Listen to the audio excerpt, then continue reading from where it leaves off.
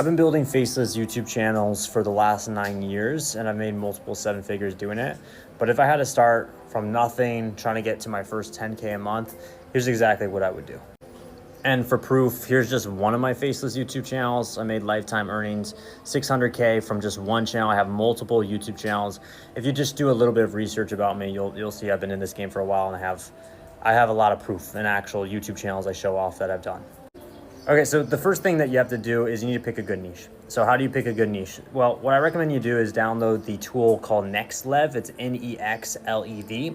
NextLev allows me to look at different channels on YouTube and different niches. And I try to find channels that are kind of new that went viral in the last 12 months. So usually I find about 3 at least who are getting millions of views. And if they're not getting millions of views, I typically don't think it's a good niche. The reason why is because YouTube doesn't pay you based on subscribers. They pay you based on views.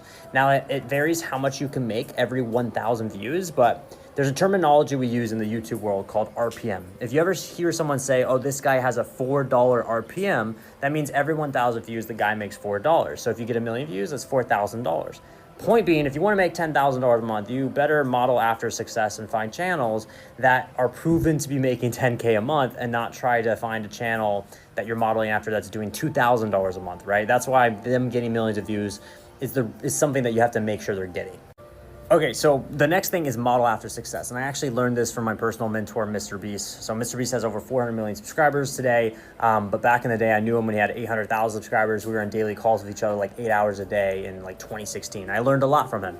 And he told me it's all about spotting patterns. And by the way, if you guys hear music, they're doing a wedding next door. Asian things, I guess. I don't know. But they're in Asia, they do weddings like every other day here. I don't know. Anyways, point is, yeah, Mr. Beast helped me a lot, and he taught me the principle of spotting patterns, okay? So, like, this is what it is. When I look at a YouTube channel that's successful, make sure it's successful. You don't want to copy something that's unsuccessful. But if it's successful, I would literally take a screenshot of their thumbnails and titles, and I will send it to ChatGPT, like their most popular videos, and I'll ask ChatGPT literally, hey, tell me what I can learn. What is the patterns that they're doing on every single video for the most popular videos? And ChatGPT will literally give you an analysis of a competitor channel and tell you how to improve it. This is a secret tip that nobody else in my space is talking about, okay?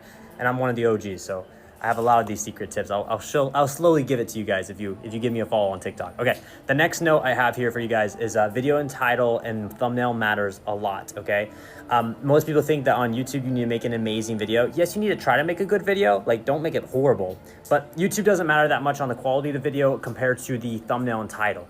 If you make an amazing video, but your thumbnail and title just doesn't grab people's attention to click on it, people won't know you even had a good video in the first place. You see what I'm saying? So like the logic means that you need to work on the thumbnail and title. Well, how do you know if you have a good thumbnail and title? You have to make sure that people are asking burning questions that only if they click on your video will they get the answer to.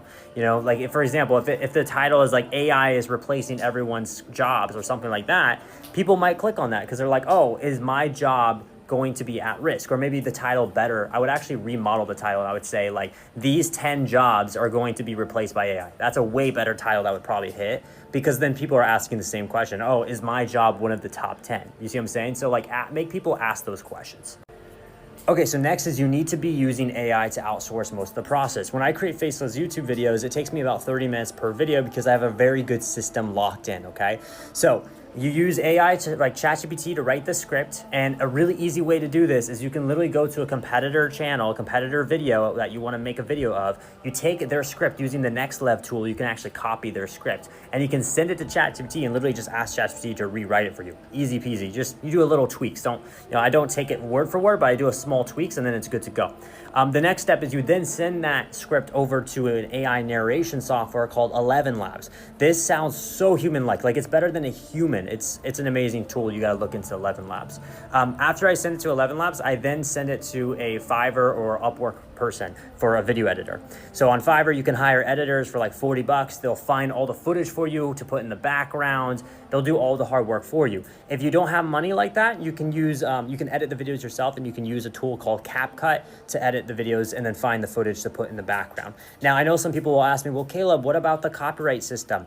On YouTube, there's a thing called fair use law. You're allowed to use other people's copyright material within reason and minimal footage, okay? And there's a bunch of secret ways that I do it in order to, legally use other people's copyright footage in the background, but that'll be probably a different TikTok that I'll answer that on. The next thing that I recommend you do is then you use ChatGPT to create the thumbnail, okay? So ChatGPT, same thing, send a competitor thumbnail over to ChatGPT, ask it to remake it in a more creative way.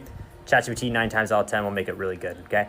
And I've seen people with like no tech experience, by the way, pull this off. Like I know it sounds like daunting at first, but like, trust me, like once you follow a step-by-step process and you understand what goes into it, I've seen people with no tech experience make $10,000 a month in just like 3 months or so. But yeah, if you have any questions, if you guys want to know more about all this, just literally comment and I'll answer a bunch of questions you guys have.